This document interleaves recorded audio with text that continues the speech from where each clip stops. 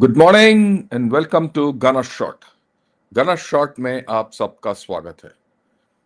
Well, the AF-PAK war has been going on for some time now, past 1 week, and it appears to have come into some kind of a ceasefire. Whether it will last or not, we don't know, but something is on. Uh, and we're going to take a review of it. At the outset, have a look at this cartoon, which I put as my thumbnail. Park is hurting where it matters the most. And this pat the Taliban have hit, you know where? You can see it. Okay, having said this, why didn't I do a day-to-day or kind of a coverage like I did in Ops Sindoor and all? This is a different war. This is small actions, major outcomes. And those are the things which one need to analyze. And that is what I'm going to try and do today. The major outcomes are more important than the minor tactical कि इसने चार आदमी मार दिया, उसने वो कर दिया, ये कर दिया. Relevant. This has got deep ramifications for Pakistan. Let me tell you. Thought over it. I believe yesterday there was an article either in TOI or somewhere about editorial about whether Pakistan will be split into 5 or 6 constituents. It's not going to be happening in a hurry. But what I see is that today Pakistan is closer to that reality of a split than ever before. Because that's how the circumstances have panned out. Will it happen? Is a matter to be seen. Right? Oh, and in this case, so far, it was said that international actors avoided or stopped Pakistan from splitting. I don't know if that is feasible anymore. I don't know if you can stop 220 crore people from doing what they want. When you can't stop a few thousand Hamas from doing what they want, do you think you can stop this country from going where it has to go? Just as their politics are not stoppable the way they're heading, the military is not stoppable into where the direction which it is heading. A pattern is emerging. We'll have to see. And I think this war signifies and underlines that pattern. We have to understand that. And that is my aim today. To let you know the broad pattern of this AF-PAK war. And this AF-PAK war didn't start now. It got triggered now. The problem actually started in 1947. And I'm going to go from there soon and explain things and where this will go. And this is something which many have not understood. Look, when did this start? This current round? The TTP attack on Orakzai, where 11 Pakistani soldiers, including 2 officers, were, martyred, killed. After all, those chaps were just doing their job. Okay. And pity, but it happened. And even after that, something happened. Even before that, many have happened. And we have to remember that in this year, Pakistan has had the highest level of terror and violence in its land. Freedom fighting, terror, rebel, whatever you call it. Already till September, what the details are available, and we are into halfway into October. The violence levels have crossed 2024 levels far back, and probably highest going back to the times of that Lal Masjid attack times. Things are bad. Add to that, the Taliban foreign minister, his trip to India. Actually, it infuriated Pakistan into indiscretion. Both these, it's a combined effect. And hence the problem. If it was only these two problems of Pakistan, things could have probably been pulled out. I mean, things they could have probably recovered. But I think things have gone beyond that. And we'll talk of it. So, what happened? There were airstrikes twice by Pakistan, Kabul, Paktika, Kosh, Jalalabad. We don't know the full figures, everything has not come out. There were border clashes. There have been casualties on both sides. There's an uneasy truce or uneasy peace or uneasy ceasefire. Well, ceasefire is the best word because Pakistan likes ceasefire. When things become difficult, they put up the white flag and ask for a ceasefire. They did it with India, they did it with Afghanistan. And soon you'll see this as a victory. After all, Pakistan has to win, whether it's against Iran, whether it's Afghanistan and India. That will come out, right? And it's going to be portrayed in the media as Pakistan, the tough nation, the only nation which can handle Afghanistan. But look at it, step back. Pakistan is in a situation where in the past 1 year, 1.5 years, it has fought with India, Iran, and Afghanistan. Armed thing, all round. So it's cutty with all its neighbors. Where will it go? Completely isolated militarily and politically. You might say you go and went and sat in Trump's lap. That's it. There's no joy at home. Now, if this ceasefire breaks, Pakistan will use overwhelming force. It's done so already. And if that happens, they will get a military victory. Let's not have any doubts about that.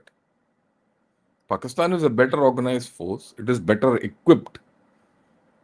It is better equipped militarily to force its will on Taliban. On the other hand, Taliban is not an organized force as it. It is organized in different, on ideological terms.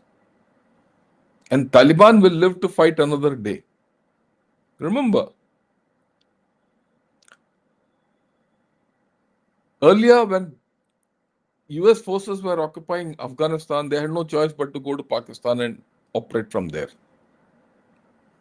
Today, Afghanistan is standing on its own home turf. The question here is, when they live to fight another day, will they suck Pakistan in? If Pakistan makes the mistake of getting into Afghanistan, they're dead. But I don't think Pakistan is foolish enough to do that. Because if it goes in, it's exposed itself completely. That's the end of Pakistan. So, people are talking of a buffer zone in the border. Yeah, who will enforce all that nonsense? And Pakistan has got problems within Pakistan. The battlefield is not in Afghanistan. The battlefield is Pakistan. That's the problem. The internal problem is bigger in Pakistan. Will there be a political solution to this whole thing? No. There's going to be no political solution to this because Pakistan is not capable of arriving at a political solution. We've seen this. All their politics revolves around sucking up to Trump or falling at the feet of Saudis or crawling down to Chinese. That's it. And then pose as the cowboys of this area. So they've got no political solution. On the flip side, neither do Taliban have a political agenda. They have a political agenda, I'll talk of it. They don't have a political agenda for peace with Pakistan. That's out of the question. So this is going to be a festering wound. I'm not talking anything new. Everyone says this, but I'm putting it in different terms. The fact that they're going to be in a two-front situation is now being openly touted in all channels of Pakistan. They're talking of a two-front war, and now they're very clear that this two-front war will persist. Almost all channels. And their only solution they have is make Pakistan army strong. There are implications of this. How much can Pakistan army become stronger? It doesn't have the money. No one is giving it weapons so far.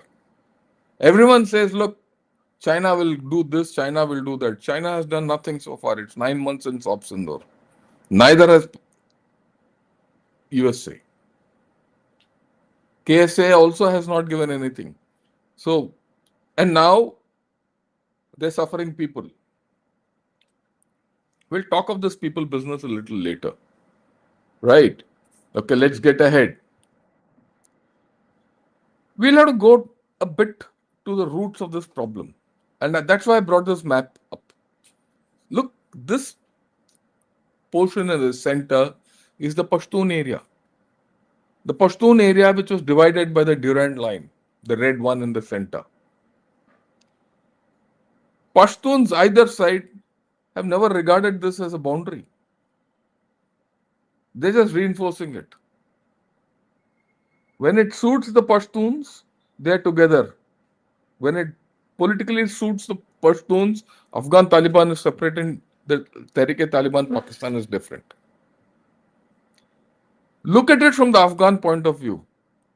This area south of Durand line is a ledge of their country into Pakistan. This is an overlap. And this overlap can't be wished away. And this overlap has a lot of fractures. And that is getting compounded day by day. And after this event, the compounding is huge. We already know that there are two chief ministers in this, Khyber Pakhtunkhwa area. That's no political solution, it's political harakiri. And Pakistan is allowing that or got itself into a situation of that kind.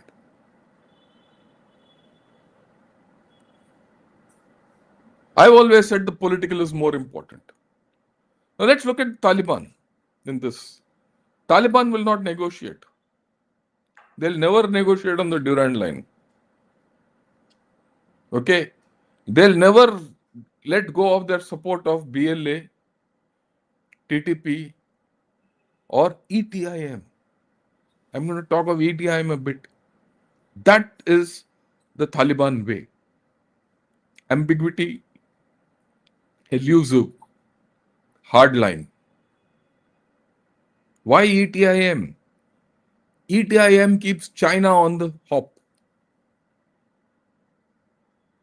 And remember, ETIM fought in Syria along with Al-Shara and helped the Syrian rebels gain control over Damascus. HTS. There's a seasoned lot sitting there. If that lot comes into Afghanistan, my guess is they are already there. The problems for China have compounded.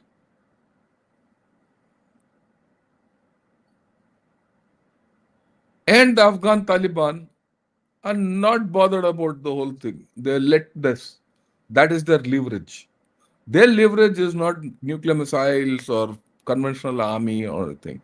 Their leverage is the ability to, ignore their losses, not absorb, ignore their losses and walk through on ideology, walk through on humanitarian issues. The human angle of warfare is more important for them.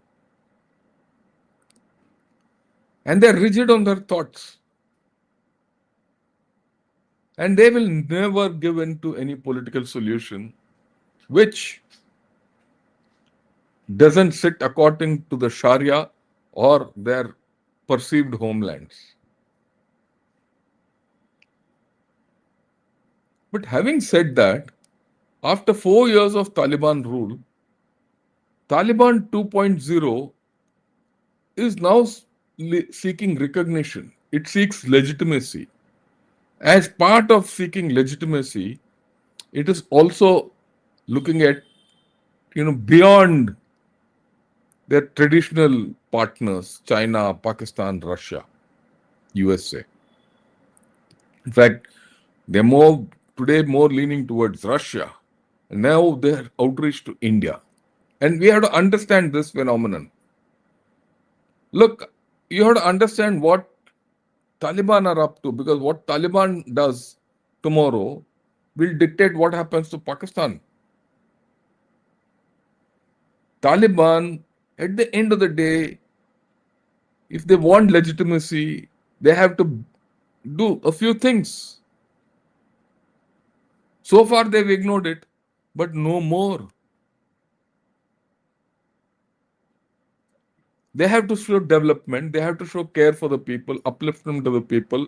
At some point of time, they have to relent on women, education, things like that.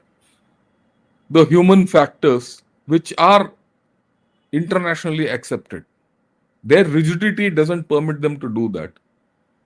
The international viewpoint will not conform to their rigidity, the Sharia, their form of Sharia. So they have to find something which can reach out to their own people. Also remember, the Taliban last year took poppy cultivation out of Afghanistan. Now, poppy was a main source of income for the common Afghani. That's gone. If you go back in time, one of the first things with the Obama administration did was ban poppy cultivation when they went into Afghanistan. It put the people of Afghanistan into abject poverty, and their situation became even worse. And hence, they allowed poppy cultivation to come back. And when it came back with a vengeance. Now, Taliban have killed that poppy cultivation with a vengeance. And they're not going to allow anyone else to grow poppy in that area. The drug trade here has suffered a lot. As a result, the common Afghan, the common Pashtun, the common Tajik, the common Hazara, or whoever is in Afghanistan is suffering badly economically. And hence their outreach to India. They saw that their outreach to India in the earlier time gave them a lot of benefit. At that time, these fools were against whatever India was doing at the behest of ISI, because they had the sanctuary in Pakistan, whether it was in Quetta or Peshawar, the famous shuras in Quetta and Peshawar.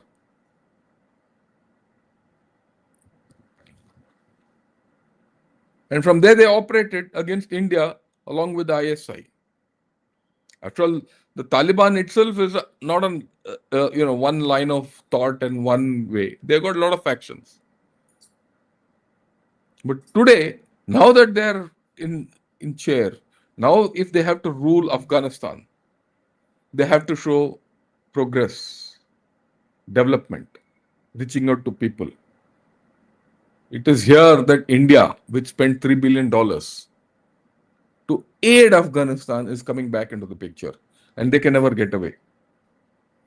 Because in all these 30 years, neither USA nor China nor anyone has aided Afghanistan. They've not invested into Afghanistan.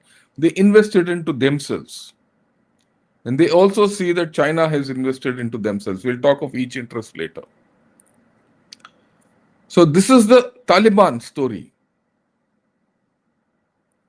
They know that Pakistan can give them nothing. So there is a problem there. What does Pakistan want?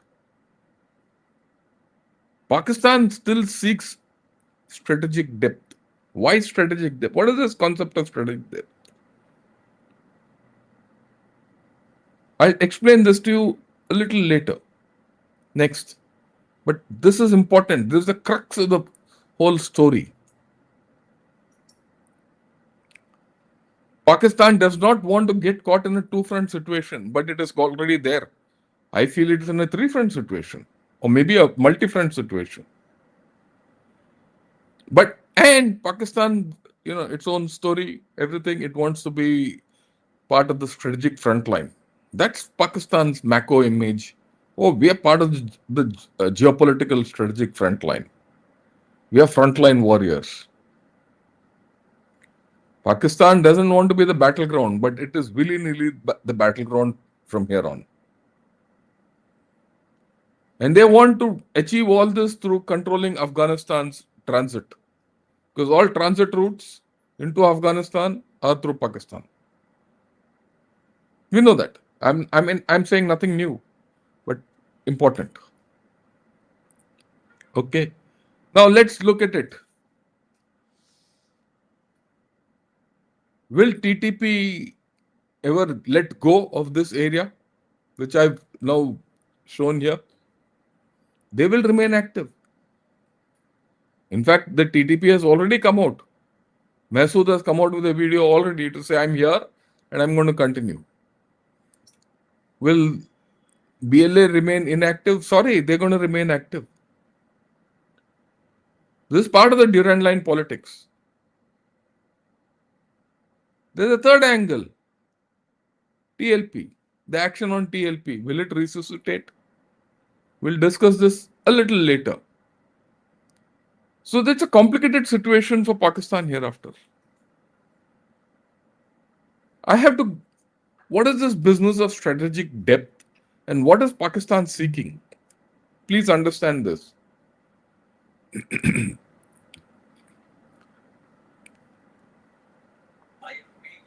Look to the one on the right, this blue one.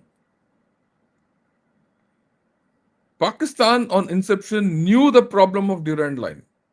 It's not as if they didn't know. Pashtun nationalism and dispute of the Durand line was there always. Okay. And it was this reason that Jinnah, in 1947, he sent tribesmen to J&K. He diverted this nationalism towards J&K and kept it away into hardcore Pakistan issues.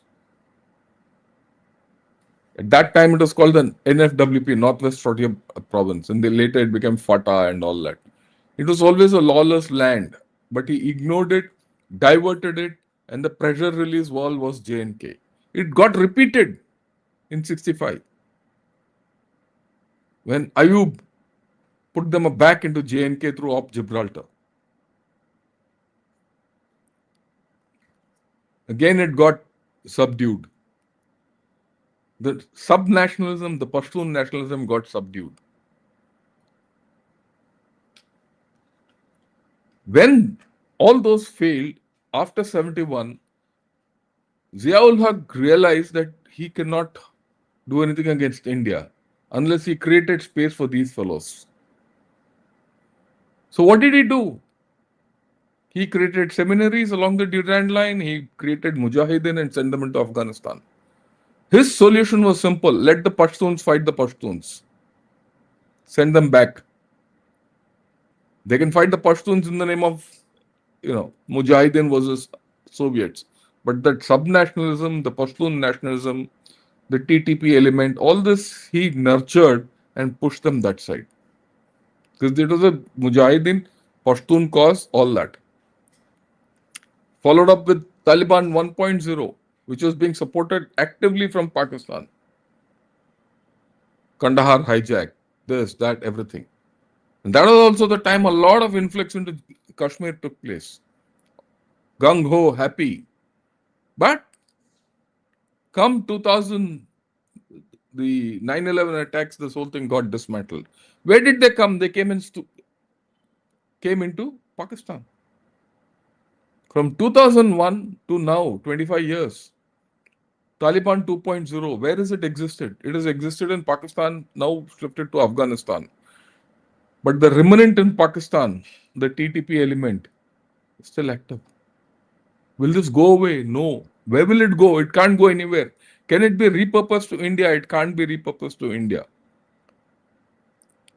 And throughout Pakistan's history, this has been its existential threat. Heart of hearts, they knew it. So why do they seek strategic depth here?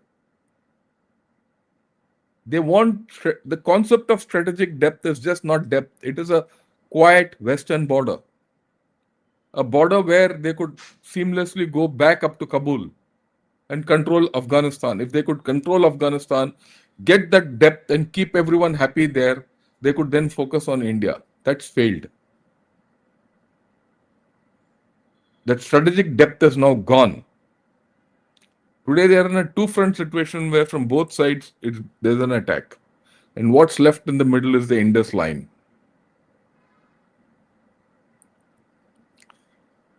Pashtun nationalism has no place to go. Baluch sentiment will only magnify. Internal dissent will endure. TLP, I'll talk of TLP a little later. Its economy or politics will not improve. There's no doubt about it. Pakistan today is in a multi-front scenario, which will stay. And the current ceasefire will not hold. It's only a matter of time.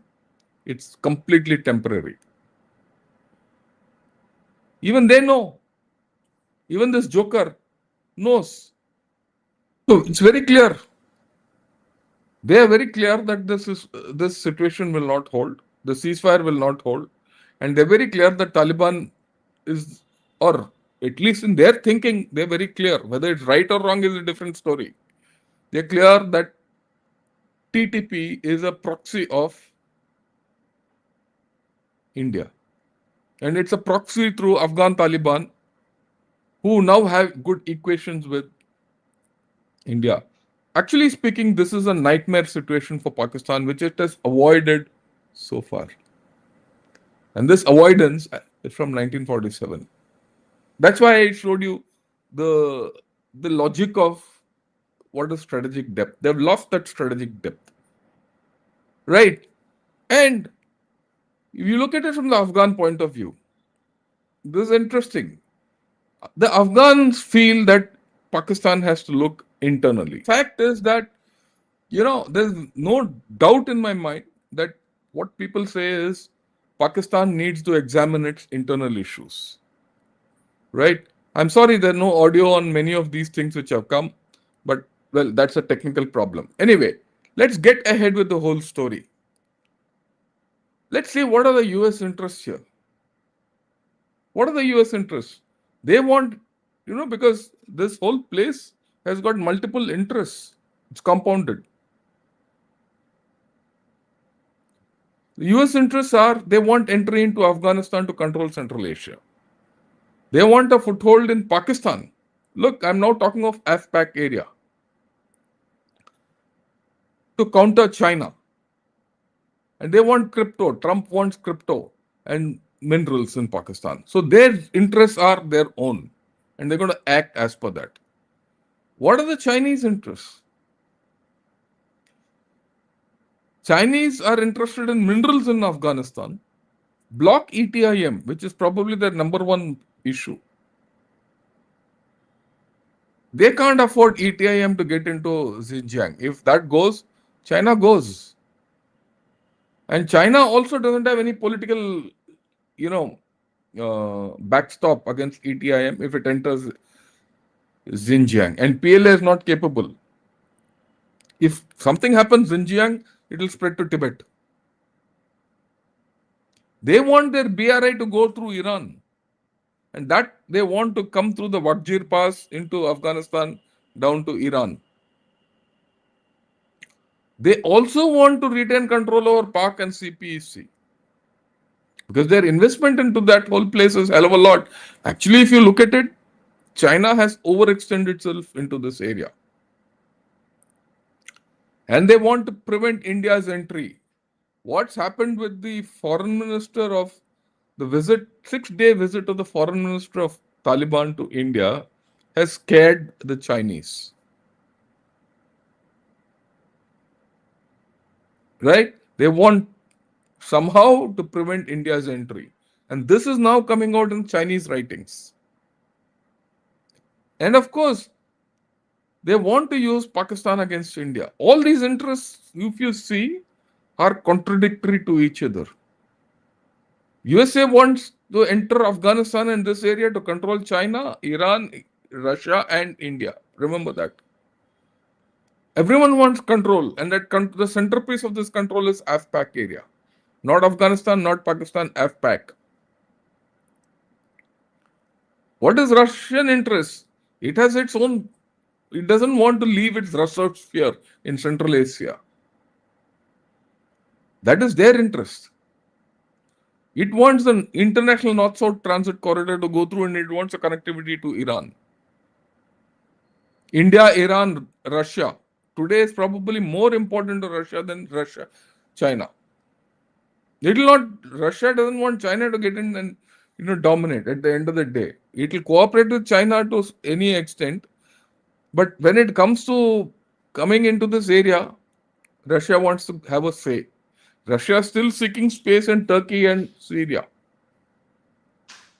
It is playing its own game. So there are contradictory aims in all this. What are Indian interests? Very clear. We want to keep pressure on Pakistan and China.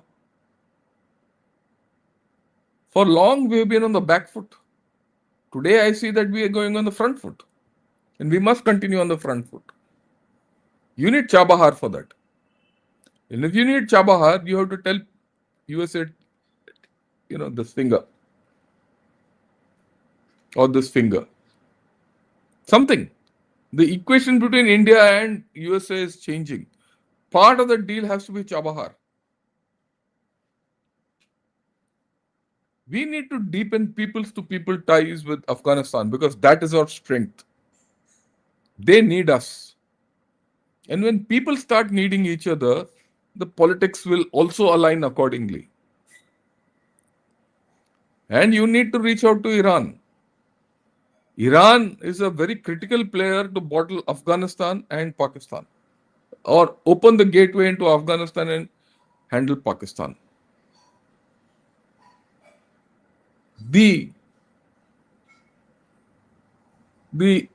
What shall I say? The US guys might have a different view of Iran. I don't have.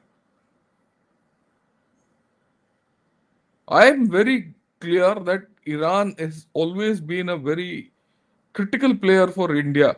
We can't ignore it. And we have not ignored it. India has always stood by Iran to the extent feasible, and the Iranis know it. And it is in Iran's interest. Let's look at Iran. Iran wants to be the spoiler in this area because it's losing influence. And it wants to protect its eastern areas because it's contiguous with Balochistan. So there are conflicting interests. And we in India have to see which way we have to progress. Right. And this, of course, I'll not play it because I think there's no audio. Let me put it across what India has come out with. India is very clear. Today morning statement. Right? Or yesterday evening statement it was by our External Affairs Ministry that it has pointed out that Pakistan is, playing truant there. And Pakistan still hopes to gain strategic space, use terrorists, all that. Right? So there is a major issue happening. And we are very clear about it. And we have been very focused in the way we are going about this. And then you look at it, what about Pakistan? Pakistan has gone to Qatar and it has gone to Saudi Arabia. Where is that famous deal? No deal. KSA has not come in. No one has been, Qatar or KSA or anyone has not been able to convince Taliban. And this tweet says so, which came out yesterday. So the Taliban are not going to listen to anyone. They have their own mind. And we must remember that, they don't mind suffering casualties. Yeah, you remove them from power, they'll go and come back the next day. And who will take a military operations in current conditions into Afghanistan? Whoever goes in will die.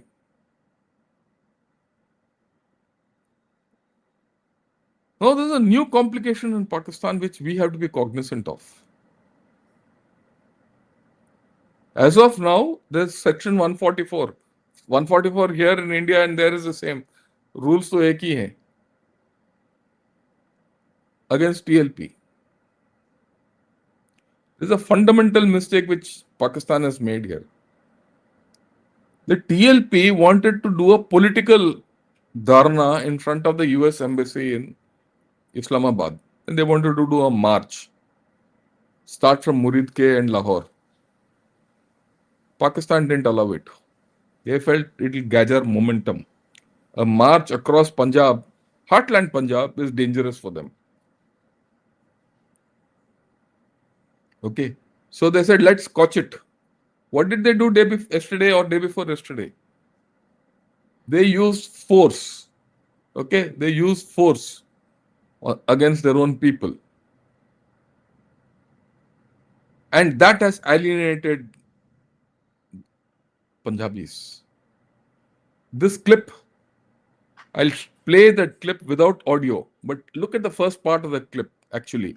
This is Maryam Nawaz.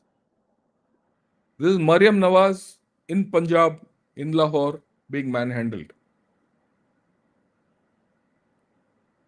There's no audio, but if you see this again, you'll see this.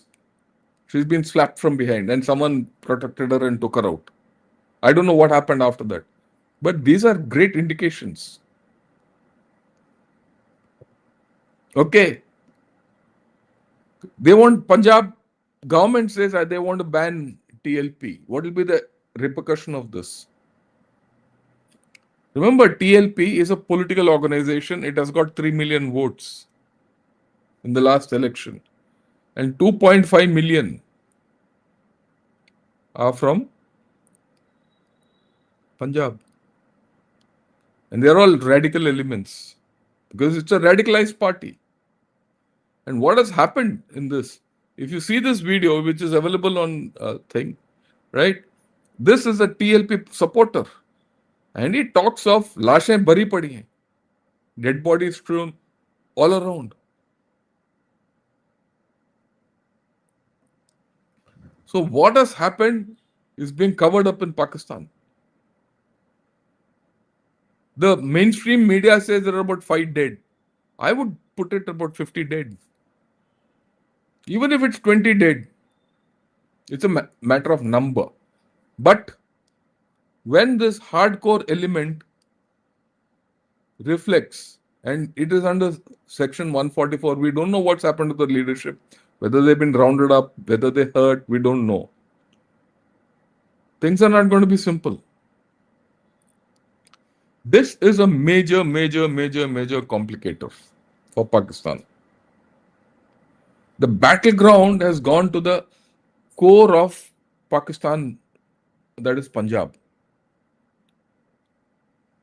Forget the fact that Taliban FM coming here and POK problem and Baluchistan.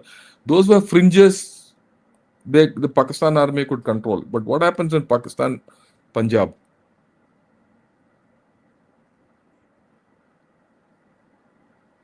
Oh, these buggers have come up with this great thing, ball in their court, let's see how they're. This is no more a problem between Afghanistan and Pakistan. This is a problem of Pakistan versus Pakistan. And then, remember, there is an economic problem, huge economic problem, which is only getting worse. And this is yesterday's story, editorial in Dawn. What it says, it's talk. They started with geopolitics. 2 years back, they came out with the national security doctrine under Imran Khan, which spoke of shifting to geoeconomics. Everyone thought things were changing in Pakistan. But from geoeconomics, they've gone back to geo-renting.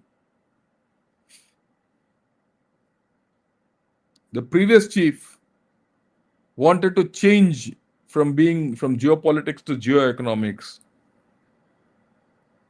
But Asim Munir has gone back to geo-military or geo-renting. That is, he's renting Pakistan out. He's renting it out to US, he's renting it out to China, and he will probably seek a third guy to get in. Of course, the third guy is already there, and I'm sorry, KSA is already there. Half of Pakistan is already sold to UAE and KSA. Maybe the fourth guy. And this is what that editorial talks of. Economy will remain vulnerable to internal and external shocks, extreme weather events, right? There are no conditions to create attractive investments. There's nothing called productive sectors. There's nothing called diversification of exports. He says the stakes could not have been higher for a country desperately seeking sustainable, inclusive economic growth in the face of low productivity, stagnant private investment, a high trade deficit, and elevated debt. The floods may not have caused these challenges, but they will exacerbate them. So the addition is their agriculture and water. If you look at all this, slowly Pakistan is becoming ripe. It's becoming ripe for a collapse. It might not happen next 1 year, 2 years, but it has to happen. It's a process which is now, which can't be reversed. And if you look at this video, this is about POK, in which our defense minister has said, what's the hurry in going into POK? It will come on its own. It might come on its own, but it's high time we put a hand out to it and say, come over. If you do that, I think Pakistan will collapse. If that happens, the cookie will, we have to see how to do this outreach. When you turn a wheel, it takes two hands to turn a wheel or two hands to, steer a motorcycle, isn't it? Two hands. You did that. One hand, you steered Taliban. You're pulling Taliban. Use Pakistan occupied Kashmir. The next steering is there. Two hands. Will we do it? You do it, and the crumbling cookie will start hastening.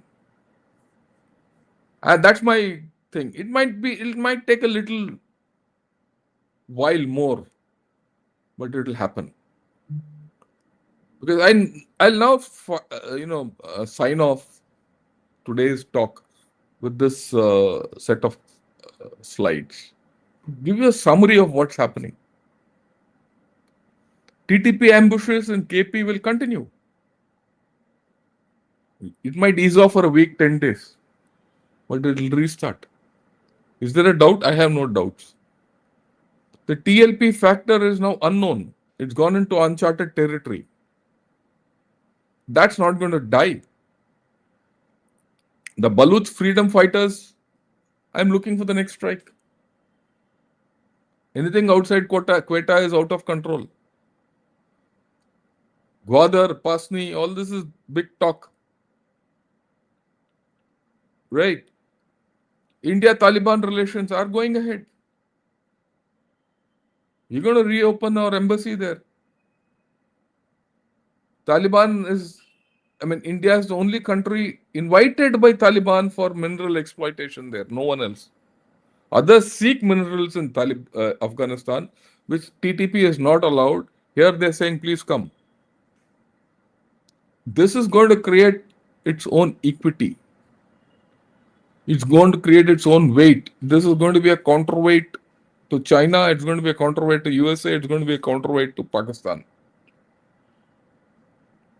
But to make this happen, we need Iran. We need Russia. I'm going to talk. Yesterday we spoke about India US in one dimension, but I'm going to do a show. In fact, today evening also we're going to talk about India and USA on Jaipur Dialogues. Join in. We're going to get Mr. Vibhuti Jha, who's a good friend of Sanjay Dixit from USA to join in. We're going to talk of India-US issues. But I'm going to talk of India's interest, from India's interest vis-a-vis India and China, maybe tomorrow or day after. But I'll do it. We are in some kind of a sweet spot, but that's a different story. So this mineral exploitation is very important from many points of view. And we need Iran for it. And of course,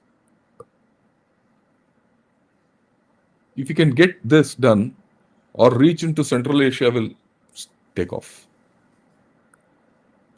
Of course, let's get back to Pakistan. IMS is upset over, Pakistan reporting all wrong figures. The staff level agreement is not final. They've said, okay, we'll give you $1.3 billion after we do the arithmetic. Will that come through or not? We don't know. But there's a problem. Then, of course, there are US interests. There are US interests in Bagram. There's a US interest in Rikodik and Pasni. Pasni has upset China. So where does Pakistan go? And then there are POK protests. Like I said, all we have to do is look at these two. Our focus has to be on POK and Afghanistan. The rest, everything, the pressure cooker situation will become even tougher. Let whatever happened to Pakistan happen. That we have to ensure that we contain the overflow, the hammer and the anvil. Op Sindur 2 is about the hammer and the anvil. And I'll talk of it next week in one of the morning shows.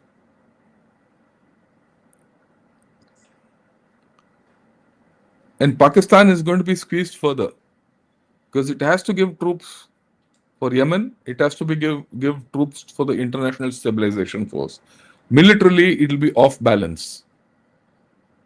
It will be off balance because TTP and Baluch people will wait. You might see a bit of a tactical or a strategic pause or a operational pause where the Taliban and the Baluch will say, okay, we'll wait. Let Pakistan commit troops there. Once they commit troops into Yemen and Israel, or rather Gaza, and assist Israel, then we'll do what we have to do. Because by then Pakistan can't bring those troops back and they'll be weak, and a little pressure from India and a little pressure from Taliban. And if Pakistan sends troops there,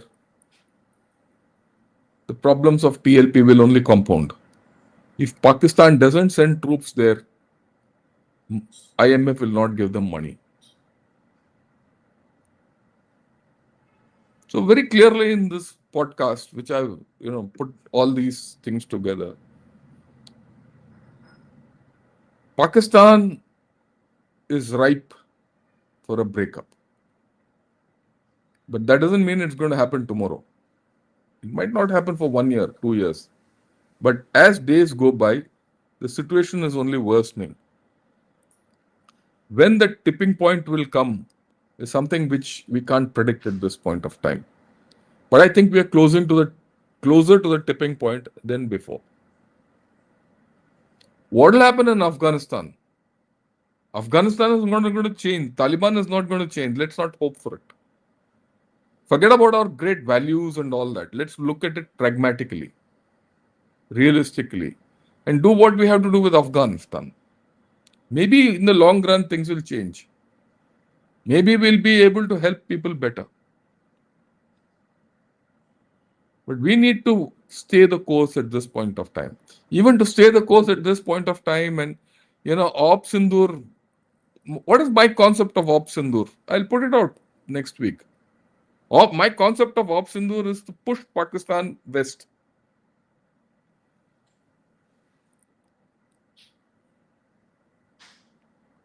Okay? And let it face the problem there. And we'll talk of it, like I said, next week. And we need to be very clear as to how we're going to handle not only the AF-PAK situation, but the regional situation and the global situation. So what we'll do is next I'm going to talk of the global situation. We've spoken of our own AF-PAK situation. I'll talk of the global situation. How do we handle India, China, US triangle? Because the metrics of that examination will be different. And then we'll see what, the Op Sindur 2.